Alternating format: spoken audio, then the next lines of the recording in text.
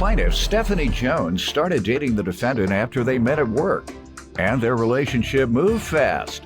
Stephanie claims after they moved in together, everything changed, and the defendant constantly accused her of cheating, and he ended up moving out after Stephanie spent the night at a female friend's house. She's suing her ex for unpaid rent and emotional distress.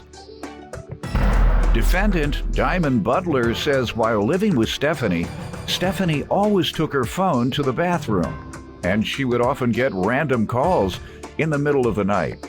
Diamond claims the night Stephanie didn't come home was the straw that broke the camel's back, and therefore he denies owing for anything. Start with you. Okay, well, I met Diamond around July, towards the beginning. I met him at my job. We began dating and hanging out, and things kind of moved pretty fast. When we were hanging out for a while, he began spending the night, and once he began spending the night frequently, that's when he decided to move in, and I agreed because we were always together. Everything was cool.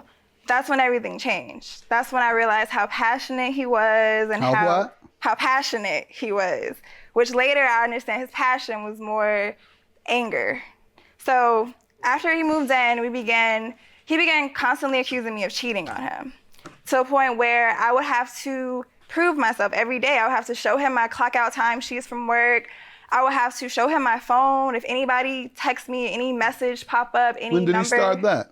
Well, he started doing that once he moved in. Okay. Once he moved in, he would ask me for my phone, and I didn't have anything to hide, so I would give it to him. He knew my passwords, he knew everything, so I would tell him, here you go, you can take my phone, it's fine. So when he began to accuse me of cheating, I was kind of confused because I really did care about him, and I really, like I said, everything moved fast. So I fell for him pretty fast. So if he thought that I was cheating, I was gonna do everything I can to prove to him that I wasn't. So it was to a point where one day I was wearing a sweatshirt, my brother's sweatshirt, who went to Georgia Southern, that's what it was. And he thought that it was some other guy's sweatshirt that I had just slept with, and I was wearing it.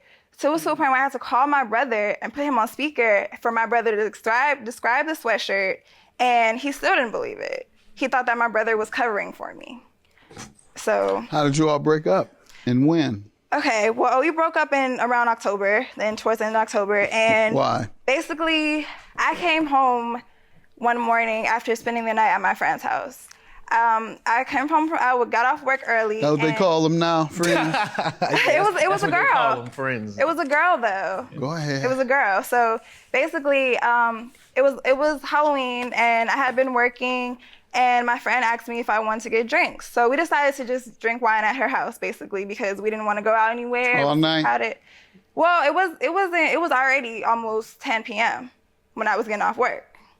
So we started drinking wine, got drunk, started talking about, relationships and guys and our future. I fell asleep. So the next morning, I come home to my house, and half of his stuff is packed, and he's angry. Had you called him and said, "I'm not coming home because I've been drinking too much"?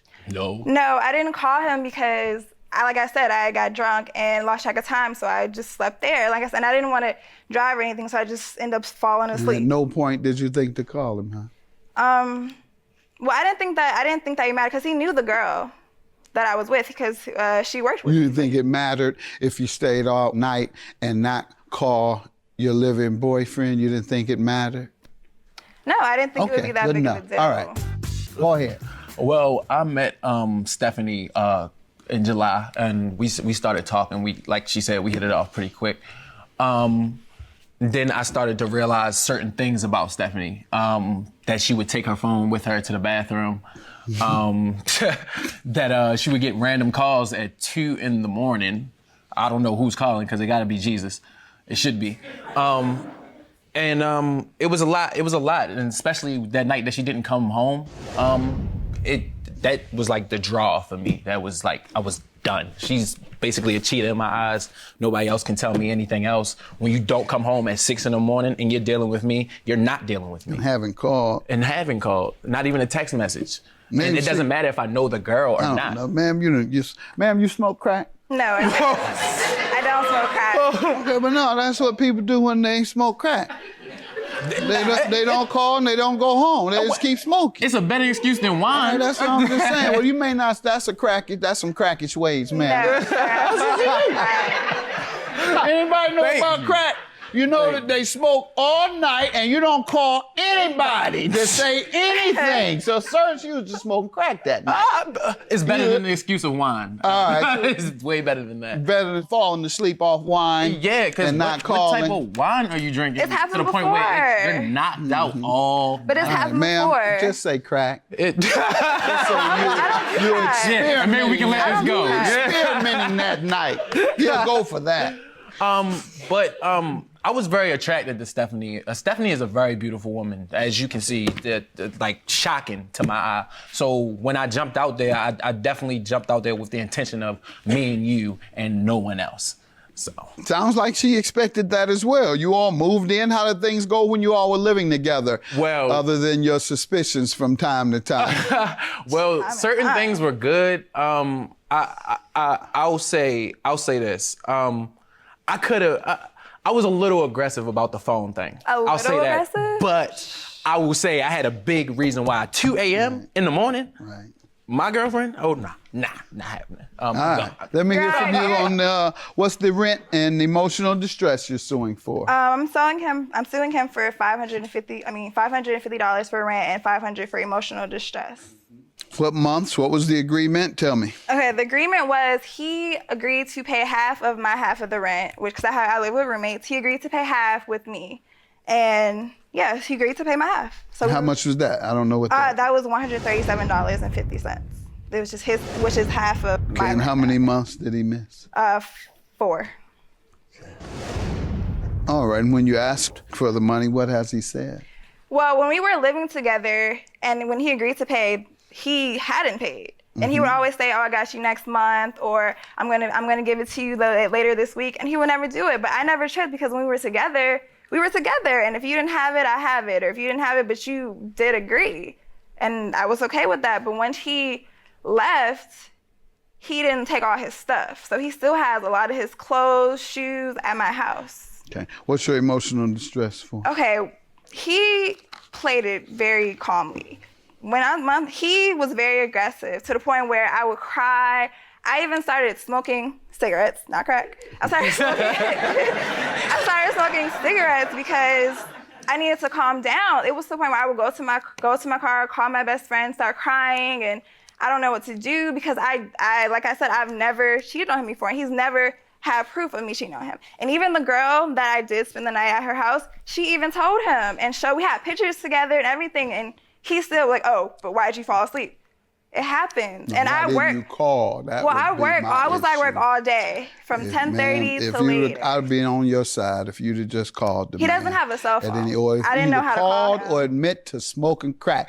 Either one, I will be on your side. I'm with you. Either one. Well, he didn't. I didn't know how would I call him anyway. Say you smoked crack that night. I don't. Say you were experimenting. I don't smoke crack. I say one night you just experimented. Didn't like it.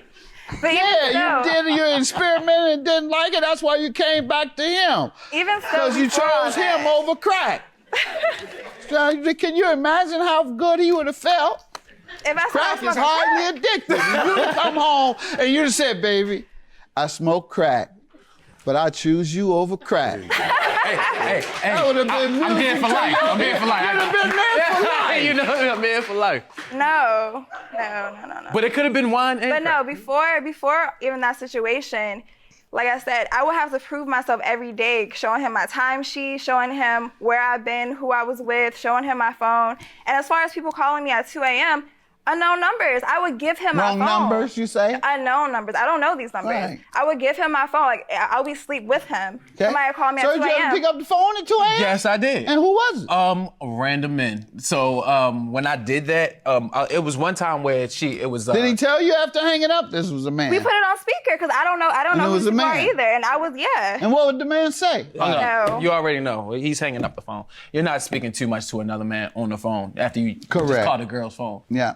No. When that happened, I wanted to leave then, but I still didn't. What do you say about the rent? About the rent, well, she breached our exclusive contract, so I did say I was going to pay the half. I did say that, but when she started to move other ways, I moved another way and. So you saying you don't owe because she cheated? Exactly. Unfortunately, that's not a law. That's not a legal defense. No, I mean, because if you're exclusive, nobody would ever pay rent, sir. But if you're with somebody, everybody be on the street. I understand that, but if you're with somebody and you make that commitment, especially if we're living together, I agree totally. And we make that commitment, that's a contract within itself. That's okay, right. but I never cheated. Okay, and if you go coming home at 6 a.m., I don't care what you say. You could be in. I'd rather you be in a car accident. You know what I'm saying? So you have an excuse, but coming back at 6 a.m. No. First of all, Just listen. Just listen. I've been around a long time. The next time, the next guy, go and get some crack and just sprinkle it on. Just sprinkle it on. Just sprinkle it on you. Even if you don't want to smoke it, just sprinkle it on you. I'll grant you your rent, ma'am, because that isn't a legal defense. $550. He doesn't owe you any emotional distress. You owe him, if anything. Judgment for the plaintiff for $550. Have a good day. I'm glad that this is finally done, and I can actually get his stuff and him out of my life. She can find somebody else to cheat with. I'm totally done with What her. proof did you have that I cheated, though? What proof did you have that I cheated? Man, she's available. Okay. Call her.